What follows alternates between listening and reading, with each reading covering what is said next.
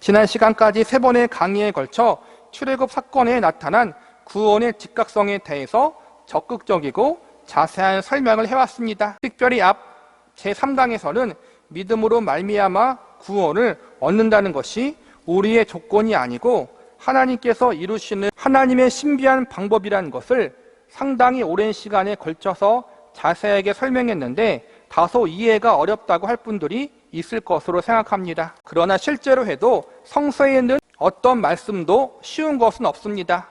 왜냐하면 우리의 본성으로는 생각되지 않은 것들, 우리가 갖고 있는 상식 수준의 지식과는 모두 정반대되는 사상과 정반대되는 내용으로 가득 찬 것이 성서요 기독교이기 때문입니다. 우리가 그 중에서 알아들은 것이 있다면 그것은 은혜이지 우리가 잘났다거나 똑똑해서는 아닙니다.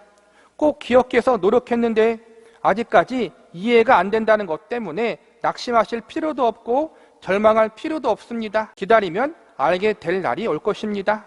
저의 강의가 어렵다는 말을 여러 번 듣습니다만 이유는 단 하나라고 생각합니다.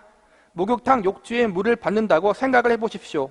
수도꼭지부터 밑바닥까지 물 기둥이 섭니다. 그러나 거기까지 물이 차는 것이 아닙니다. 한참 물소리가 났는데도 들어가 보면 물은 아직도 밑바닥에 깔려 있습니다. 그러나 이것이 전 욕조를 채워 올라오는 법입니다. 어느 한 군데를 배웠다고 해서 그것으로 배워야 할 모든 것이 커버되지는 않습니다. 그런 것이 여러 개 쌓여야 비로소 기둥이 세워지고 기둥과 기둥 사이에 벽과 벽이 이루어져야 비로소 콘크리트를 치고 또 위에 쌓고 그렇게 되는 것입니다. 장시간에 걸쳐서 쌓고 쌓아서 어느 날 방이 하나 마련되고 집이 하나 생기는 것인데 벽돌 하나 주워가지고 너무 좋아하면 안 됩니다. 이것 하나 배워가지고 뭐가 되지는 않습니다. 그러나 한 것만큼은 이익입니다. 걱정할 필요가 없습니다. 이해하신 수준까지는 우리들의 것이고 이해하지 못할 부분은 이해할 날이 올 것입니다. 이것이 우리 예수 믿는 자로서 가지고 있어야 할 담대함입니다. 우리가 가진 것 중에 우리가 알아서 가진 것이 있습니까? 우리가 똑똑해서 깨우친 것이 있습니까? 모두가 받은 것입니다. 알게 받고 모르게 받고 선물을 받았는데 나에게 주신 것이 무엇이 무엇인지를 다 아는 쪽이 복됩니까? 모르는 쪽이 복됩니까? 모르는 쪽이 복됩니다. 왜냐하면 얼마나 많은지 너무나 많아서 다 알아볼 수가 없습니다. 선물을 3개만 주셨다면 알아보지만 너무 많이 주셔서 알 수가 없는 것입니다. 한 5개쯤 눈에 보이고 나머지는 뭐가 뭔지 하여튼 많이 있습니다. 두고두고 세어보아야 합니다.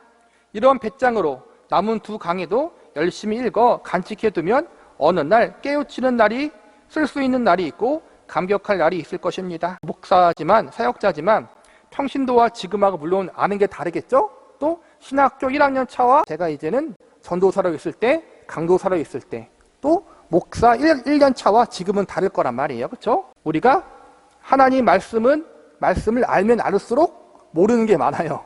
근데 그게 은혜라는 거예요. 왜냐하면은 모르는 게 많다는 게 내가 아예 모른다는 것이 아니라 알면 알수록 하나님이 우리에게 주신 은혜가 더 많다라는 거예요. 그래서 우리는 결코 교만할 수 없고 배우면 배울수록 알면 알수록 하나님 말씀을 배우고 하나님을 더 깊이 알아갈수록 겸손할 수밖에 없다라는 거예요. 그러니 당장 다 모든 걸 이해할 수 없다고 해서 다 모든 것을 알아듣지 못한다고 해서 너무 실망할 필요 없다라는 거예요.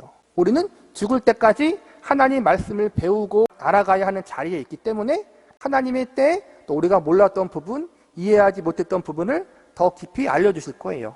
정말 알면 알수록 참 신비해요. 같은 말씀인데도 불구하고 가장 많이 하는 말씀, 요한복음 3장 16절 말씀, 하나님이 이처럼 세상을 사랑하사 독생자를 주셨으니, 그 말씀이 우리가 초신자 때 알았던 거와 지금 알았던 거와 깊이가 달라요. 그렇죠?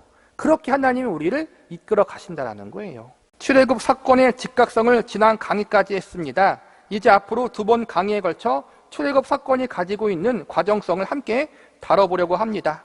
앞 강의에서 우리는 출애굽 사건, 즉 구원이 어떻게 가나안 입국을 의미하는가, 말하자면 애굽을 떠나는 것이 곧 가나안 입국을 의미했는가, 그래서 우리가 죄에서부터 구출되는 즉시 곧 그리스도 예수 안에 들어와 있는 자인가를 그토록 장시간에 걸쳐서 살펴보았습니다. 지금부터 2번에 걸쳐 공부하라는 것은 그런데도 불구하고 그것은 과정이라는 것에 대해서입니다. 그러나 분명한 것은 우리가 아직 완성은 아니라는 사실입니다. 신자는 구원받은 즉시 신분이 고정됩니다. 하나님의 자녀라는 신분은 더 이상 보완할 것도 또 변명이 될 것도 없는 영원한 운명이 됩니다. 그러나 수준의 문제는 다릅니다. 그것을 과정성에서 이렇게 이야기합니다. 어느 날 신자를 주 예수 품 안에 잠들게 하시면 이제 그에게 준비하시고 훈련시킬 일이 끝나서 데려가셨다고 우리는 믿는 것입니다. 반면 아직 살아있는 것을 보면 아직도 유급을 계속해야만 되는 따지 못한 학점이 있는 것이 아닌가 하는 생각이 일단 듭니다. 물론 그 외에도 하나님이 하실 일이 있으셔서 살려놓기도 하십니다. 살아있는 우리는 하나님 앞에 훈련되면서 동시에 나의 훈련이 제3자에게 보이고 싶으신 하나님의 하나님 되심과 그 은혜로우심의 간증이요 증거요 살아있는 메시지입니다. 그러나 우리는 그 일을 위해서만 있지 않고 그 일을 하는 동시에 내가 그 일을 통해서 완성되고 있다는 것을 잊지 말아야 합니다. 우리가 하나님의 열심을 공부할 때도 계속 반복했잖아요. 구원을 이야기할 때 즉각적인 구원, 우리가 배우는 책의 이름이 뭐예요? 구원 그 즉각성과 점진성이잖아요. 구원의 즉각성은 무엇을 말하느냐? 우리가 예수님을 구주로 믿고 영접할 때 곧바로 구원을 받는다는 거예요. 이것을 보통 우리가 칭의라고 그래요. 칭의. 이것은 이제는 박연선 목사님 말대로 하면은 신분의 구원. 내가 하나님의 자녀가 되고 하나님의 백성이 된다는 거예요. 그것은 즉각적인 거예요. 그런데 우리의 성화적인 부분, 그러니까 수준을 이야기하는 거예요. 우리의 신앙적인 성숙, 수준에 대한 부분, 성화에 대한 구원은 점진적으로 이루어진다는 거예요. 언제까지? 우리가 주님 나라 가는 그날까지. 여기서 이야기하는 것은 이 두 가지 이야기한 거예요. 앞에서는 즉각성에 대한 부분, 우리의 신분의 구원은 예수님을 믿을 때부터 이미 주어졌고 그것은 변하지 않는다. 한번 하나님의 자녀가 되면은 그것은 변하지 않는다. 왜냐하면 하나님이 붙들고 있기 때문에. 그런데 이제는 신분의 아니라 수준의 구원, 성화적인 부분을 이야기할 때는 우리가 아직 점진적으로 나가야 할 부분이 있다. 아직 완성되지 않았다라는 거예요. 성화적인 부분이.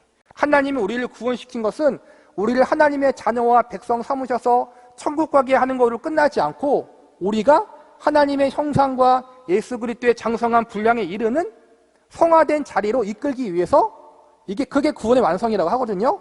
그걸 위해 부르셨다는 거예요. 그래서 우리의 삶 가운데 많은 연단이 있고 훈련이 있는 거란 말이에요.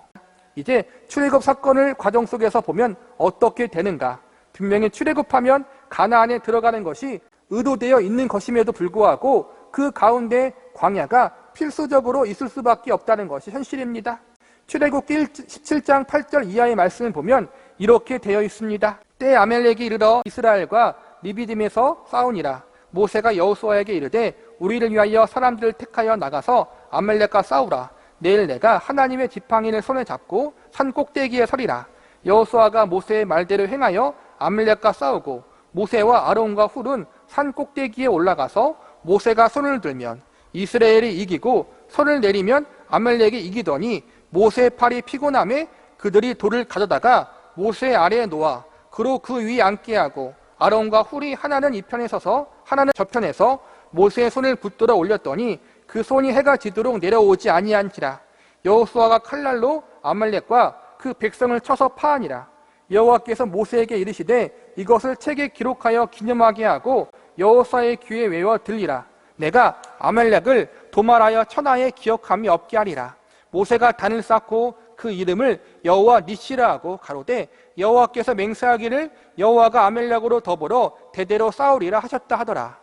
유명한 아멜렉과의 전쟁이 기록되어 있습니다.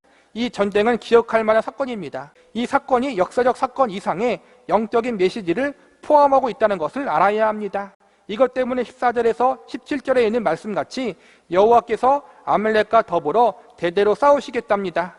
여기서 아멜렉은 한 종족의 이름으로 등장하면서 동시에 영적인 의미에서 사탄을 의미하고 있습니다. 그런데 사탄을 의미한다고 하면 우리가 너무 제3자인 사탄을 생각하는 버릇이 있어 사탄이라고 이름을 붙이지 않고 육신이라고 합니다. 왜 이렇게 이름을 붙여도 좋은가를 오늘 살펴보겠습니다. 그것은 이런 것으로부터 출발하기 때문입니다. 이 전쟁은 이 전투를 위해서 이스라엘 백성을 이끌고 나간 그 대장인 여호수아에게 그 전쟁의 승부가 걸려있지 않고 오히려 누구의 손에 걸려있는가를 보여주고 있습니다. 모세의 손에 걸려있는 것도 아닙니다. 잘 생각해 보십시오. 하나님에게 승부가 걸려있는 것입니다. 그것을 상징하기 위해 어떻게 했습니까? 모세가 손을 들면 이깁니다. 손을 든다는 것이 무슨 뜻입니까? 그것은 항복을 나타내는 것이요, 도움을 요청하는 가장 대표적인 자세입니다. 모세가 손을 들고 있으면 이기고, 손이 내려가면 집니다. 그래서 아론과 훌이 양쪽에서 팔을 받치고 들어주어 이기게 합니다. 이 상징을 정확하게 하느라고 이 사건까지 기록하고 있는 것입니다. 그래서 이 싸움이 힘과 전략으로 이길 싸움이 아니라는 것을 설명하고 있습니다. 영에 관한 싸움이라는 것을 이렇게 성서는 세밀하게 표현하고 있는 것입니다. 우리가 출애굽에서 아말렉과의 전쟁을 영적인 전쟁으로 많이 묘사를 하잖아요. 그 영적인 전쟁을 이야기할 때 꼭 사단, 악한 세력, 그거로만 국한 지을 때가 있다는 거예요. 그래서 모든 잘못된 일, 모든 나쁜 일, 어떠한 유혹, 모든 것은 다 사탄이 주는 것이다. 그렇게 극단적으로 몰고 갈 때가 있다는 거예요. 근데 뭐든지 사탄과 악한 세력 분명히 포함돼요. 영적인 전투에. 그게 다가 아니라는 거예요. 또가 있어요. 뭐가 있어요? 육신이 있고 죄가 있고 세상이 있다는 거예요. 그러니까 우리 자신과의 싸움이라는 거예요. 어떻게 보면 하나가 영적인 싸움이 사탄과의 싸움만이 아니라 우리가 가지고 있는 죄와 나 자신의 못된 모습과의 싸움이라는 거예요. 근데 이 싸움이 사단과의 싸움이든 죄와의 싸움이든 나 자신과의 싸움이든 누굴 의지해야 되는 거예요? 하나님을 전적으로 의지해야 된다는 것. 이게 가장 중요한 거죠. 왜 그것이 여기 기록되어야만 하는가에 눈을 돌리면 이 사건이 가지는 상징성이 더욱 일관성을 갖고 있음을 보게 됩니다. 출애굽해서 홍해를 건너자 그들을 맞는 것은 가나안이 아니요 여호와의 군대 장관도 아닙니다. 여호와의 군대 장관은 어디에 계셨습니까? 가나안에 들어가서 계셨습니다. 출애굽했더니 제일 먼저 만난 이가 예수 그리스도가 아니라 육신이다라는 것입니다. 출애굽을 하지 않았으면 아말렉과 싸울 일이 없는 종족이 이스라엘입니다. 왜냐하면 아말렉이 광야에 살고 있었기 때문입니다. 이스라엘이 애굽의 종이 되어 있는 한 아말렉과 전투할 이유가 없습니다. 그러나 애굽에서 빠져나오자 맨 처음 가로막는 것이 아말렉입니다. 여태껏 우리가 죄 안에 살 때에는 나와 나의 본성이 사탄과 도무지 충돌할 필요가 없는 사람입니다. 이쪽 저쪽도 모두가 한 마음이었습니다. 우리가 거기서부터 곧 죄인 되었던 자리에서부터 곧 속에서부터 근본 원리가 바뀌어 버린 것입니다. 예수님 믿기 전에는 우리가 하는 모든 일이 하나님이 기뻐하지 않은 일이었어요. 그냥 굳이 죄와 싸울 필요가 없어요. 왜냐하면 죄와 한톡송이기 때문에. 그렇죠? 그런데 이제부터 우리가 예수님 안에서 새롭게 거듭날 때 그 이후부터는 바로 죄와 싸워야 하고 나 자신과 싸워야 하고 영적인 악한 세력과 싸워야 하는 일에 부딪히게 되었다는 거예요. 그래서 우리 인생이 쉽지 않다는 거예요. 이처럼 원리가 바뀌고 나자 우리가 갖고 있는 모든 기구가 살인하는 기구요, 시기하는 기구요, 음란한 기구요, 모든 지체가 죄를 짓고 있는 기구밖에 갖고 있지 않더라는 이야기입니다. 맨 처음 부딪히는 현실은 주 안에 있는 기쁨이 아니라 내 안에 있는 갈등과 회의입니다. 물론 이것과 혼동해서는 안 됩니다. 그동안 내가 얼만큼 죄 가운데 살았는가를 발견하게 된다는 거예요. 그러니까 구원 받으면 기쁨이 있어요. 감사가 있어요. 첫 구원에 대한 감사와 기쁨은 모르겠어요. 사람마다 다르겠지만 허니문처럼 6개월 갈 수도 있고 1년 갈 수도 있고 뭐 길게 가면 더 길게 갈 수 있겠지만 언젠간 그 허니문은 끝나요. 실제적인 걸 부딪힌다는 거예요. 부딪히는 게 뭐예요? 나 자신을 돌아보게 만든다는 거예요. 내가 얼마나 죄인이었고 하나님 앞에 불순종했는지. 더욱 놀라운 것은 거듭난 이유, 예수 그리스도를 내 구주로 믿고 영접한 이후에도 여전히 내 안에 죄가 있고 불순종하는 모습이 있는 것을 발견하게 된다는 거예요. 그게 정상이라는 거예요. 내가 예수 그리스도를 만남으로 예수 그리스도가 누군지를 알고 내가 죄인인 것을 깨닫고 돌이켰다는 그 감격과 혼동하지는 마십시오. 지금 우리가 추적하고 있는 이 문제는 그 감격 이후에 오는 이야기입니다. 이것과 비교해 보십시오. 홍해를 건너지 않았습니까? 출애굽기 15장에 보면 이때 모세와 이스라엘 자손이 이 노래로 여호와 노래하니 일렸으되 내가 여호와를 찬송하리니 그는 높고 영화로우시며 말과 그 탄자를 바다에 던지셨음이로다. 하나님께 드리는 경배를 모세만이 아니라 이스라엘 모든 족속이 함께 합창했습니다. 이 세상 유사 이래 있어왔던 합창 중에 최고의 합창이었을 것입니다. 그리고 이제 17장에서 아말렉과 부딪히는 것입니다. 우리의 신앙 현실도 이것과 똑같습니다. 분명히 홍해를 건넜고 분명 그리스도 안에 들어와 있는데도 불구하고 누가 적인가 하면 바로 내가 적입니다. 이 싸움을 명심해야 합니다. 맨 처음 무엇으로 혼동하느냐 하면 적과 꿀이 흐르는 땅에 가기로 약속되어 있는데 내 앞에서 둘이서 어깨로 메고 올 포도송이가 기다리고 있는 것이 아니라 아멜렉이 기다리고 있다는 사실 때문에 우리가 얼마나 혼비백산하는지 모릅니다. 내가 그리스도 안에서 바뀐 생을 살기로 약속을 했는데도 불구하고 아직 안에서 본성적으로 튀어나오는 죄가 있다는 사실 때문에 얼마나 놀랐는지 모릅니다. 이 싸움에서 우리가 밀리지 말아야 하고 놀라지 말아야 합니다. 이것이 과정입니다. 제가 몇 번이고 구원이란 넓은 의미로 단회적이지 않다고 말씀드렸습니다. 시간에 걸친 완성입니다. 이것은 우리의 신분적인 칭의적인 구원을 이야기하는 것이 아니라 우리의 수준적인 구원, 성화를 이야기하는 거예요. 우리의 성화의 구원은 점진적이고 계속해서 시간에 걸쳐 완성되어진다는 걸, 그걸 이야기하는 거예요. 그 일을 예수님은 단번에 이루어 놓으셨습니다. 우리가 그렇게 될 수 있도록 말입니다. 신분의 구원은 예수님으로 말미암아 단번에 이루어졌지만 우리의 성화적인 구원은 약속이 되어졌어요. 하지만 우리가 살아가는 이 시간과 공간 속에서 계속해서 점진적으로 성숙해져야 하고 계속해서 예수님을 닮아가는 자리에까지 점진적으로 나아가야 한다는 거예요. 예수님이 약속하셨기 때문에 그것이 이루어질 것이지만 이 땅에서 우리는 그 이룸을 위해서 나아가야 한다는 거예요. 우리에게 일어나는 구원은 긴 시간에 걸쳐서 일어납니다. 어떻게 일어나는가 하면 불타는 모닥불 속에서 불을 끄고 나서 이제부터 작품을 조각해 나가는 작업이라고 했습니다. 우리 안에는 이제 쓸데없는 것을 깎아내야 합니다. 구멍을 뚫을지도 모릅니다. 대패로 깎을지도 모릅니다. 깎을 것은 깎아내고 긁어낼 것은 긁어내고 뚫을 것은 뚫고 덧붙일 것이 있으면 덧붙일 것입니다. 이것이 구원 얻은 자가 걸어야 할 것이며 깎아내야 할 것이 자기의 살인 것을 기억해야 합니다. 사탄과 마귀만 깎아내는 것이 아니라 내 자신을 깎아낼 부분이 분명히 있다는 거예요. 사탄아 물러가라. 그것만 영적인 싸움이 아니라 내 자신과의 싸움이 분명히 포함되어 있고 내 뼈와 살을 깎아야 할 부분이 있다는 거예요, 여러분. 여기가 어려운 부분입니다. 우리는 모두 죄가 밖에서부터 들어올 것이라고 생각합니다. 아닙니다. 우리 안에는 마치 이런 싸움이 벌어지는 것과 같습니다. 성령께서 낙가산을 타고 우리 안에 들어오셔서 이제 이 안에 있는 육체에 속한 모든 것을, 곧 사탄에 속한 모든 것을 몰아내는 싸움을 하시는 것이라고 생각하면 맞습니다. 모든 사람이 이것 때문에 당황합니다. 예수를 믿었는데 불구하고 내가 왜 아직도 죄를 지어야 하고 죄를 생각해야 되느냐고 말입니다. 서양 속담 중 비둘기가 머리 위에 날아내리는 것은 막을 수 없다. 그러나 집을 짓지 않게 할 수는 있다는 말이 있습니다. 명심해야 할 경고 중 하나입니다. 구원을 얻으면 우리가 이제 순결한 백지가 된다고 생각하는 분들이 많습니다. 그렇지 않습니다. 구원을 얻었다는 것은 죄인이 하나님의 손에 드디어 붙잡혀 들어갔다는 것입니다. 이해가셨죠? 우리가 예수님으로 말미암아 하나님의 자녀가 되었다는 것은 이제부터 구원의 완성을 향해서 출발하는 거예요. 이제 하나님의 손에 붙들렸으니까 어떻게 해야 돼요? 열심히 깎여 나가야 된다는 거예요. 죄를 차마 보지 않으시는 분이 하나님께서 심판의 차원에서가 아니라 사랑과 구원의 차원에서 우리를 그의 손으로 붙잡으셨습니다. 그러나 이는 심판하려고 붙잡은 것이 아니라 긍휼과 사랑의 차원에서 우리를 붙잡으신 것입니다. 그런데도 우리는 죄인입니다. 그러니까 심판을 하는 것이 아니라 그 죄를 씻어냅니다. 우리 안에서 나오는 죄에 대해서 놀라지 마십시오. 왜 이 문제를 우리가 분명히 짚고 넘어가야 하는가 하면 그 문제 때문에 근본적으로 좌절하는 신앙 상태를 많이 보고 있기 때문입니다.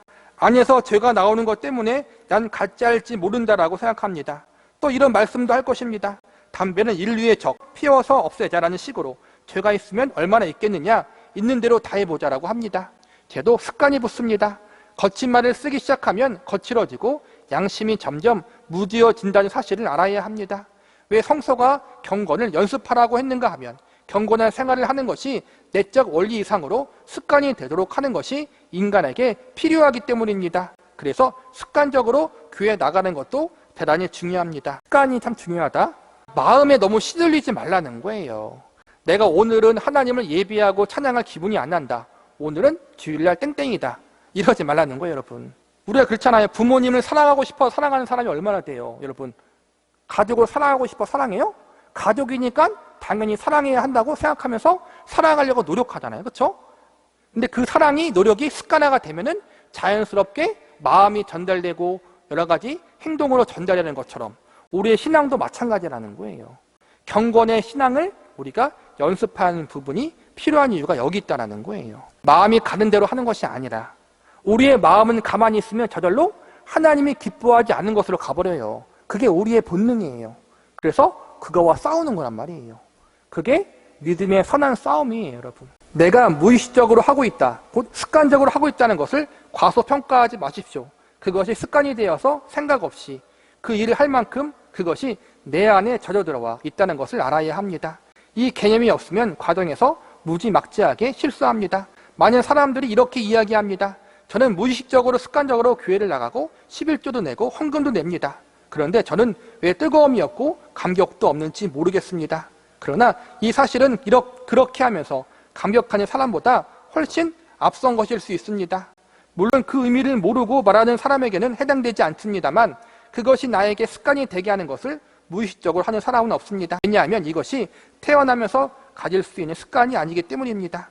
우리 본성과 전혀 다른 문제에 관한 삶의 태도요, 방법입니다. 습관이 될 만큼 젖어 들어와 있다는 것은 도대체 얼마나 거룩해져 있는 것일까요? 몹시 수준이 높은 것입니다. 이런 것을 가지고 많은 분들이 당황해합니다. 왜냐하면 과정이라는 사실을 모르기 때문입니다. 우리의 싸움은 남이 아니라 나입니다. 내 안에 원래부터 있던 지체들이요, 그 뿌리입니다. 그래서 우리가 얼마나 습관적으로 하나님과 반대편으로 뛰어가는지 알아야 합니다. 그 습관적으로 나오는 것을 잠깐이라고 명령할 수 있는 자리에까지 가는 데에도 한참 걸린다는 것을 알아야 합니다. 잠깐이라고 하면 안 간다는 뜻이 아니라 습관적으로 생각도 없이 하던 일을 이래서 되겠는가라고 생각하는 것을 말하는 것인데 이것도 벌써 한참 간 셈입니다. 굉장히 성화된 것입니다. 그러니까 내 마음에 하나님 앞에 찔린 부분들이 있다면 그래도 나아졌다라는 거예요. 왜냐하면 예수님 믿기 전에는 찔리는 것조차 없이 살았기 때문에. 좀 긍정적으로 이야기하는 거죠, 여러분. 그때는 그냥 갔는데 이제는 검문을 한 번 받고 가는 것입니다. 그 다음에는 10번에 한 번쯤 패스를 안 시켜줍니다. 이렇게 잡혀 들어오는 것입니다. 이렇게 하나씩 무마되어 들어가는 것입니다. 우리는 이쪽으로 와 있다고 생각하기 때문에 실패합니다. 지금 말하는 건 성화를 이야기하는 거예요. 성화는 한 번에 완성되지 않는다. 우리가 계속해서 점진적으로 이루어지는 것이다. 그 시작이 뭐냐면은 죄에 대한 찔림.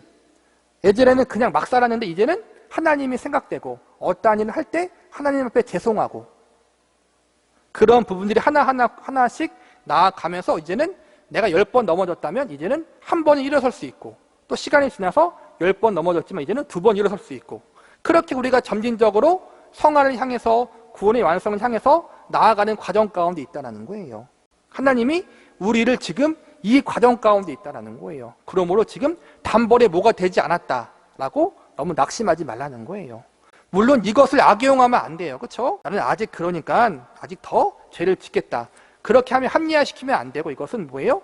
내가 늘 부족하고 연약한다는 사실 가운데 실망하는 사람들에게 영적으로 우리가 자존감이 낮아질 때 아직 나는 훈련되어지는 과정 가운데 있구나. 아직 나는 자라나는 과정 가운데 있구나. 이것을 기억하면서 힘을 내라는 거예요.